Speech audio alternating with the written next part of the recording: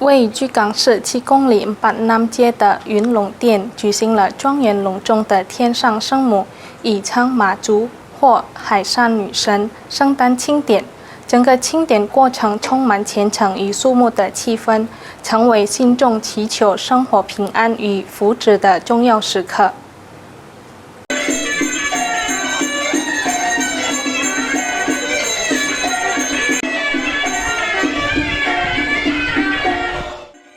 巨港市7公里板南街处的云龙殿隆重举行天上圣母或马祖圣诞庆典仪式，于2025年10月29日星期三庄园举行。马祖圣诞成为信众祈求赐福、平安与幸福的重要时刻。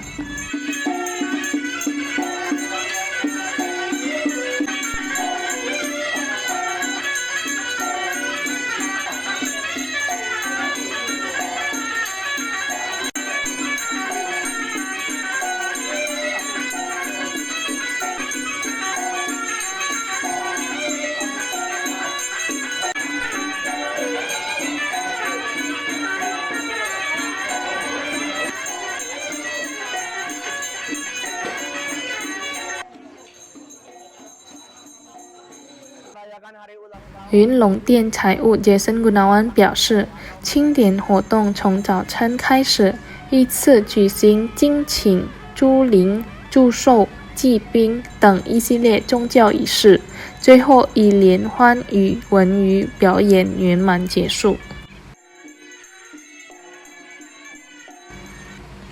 天上圣母或马祖是云龙殿的主祀神明，其圣诞每年庆祝一次，依照农历在9月初9举行。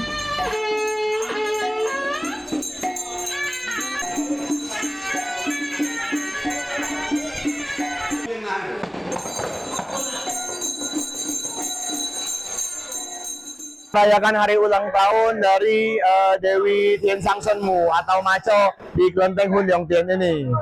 Harapannya tentu semakin tahun kita berharap semakin baik ya untuk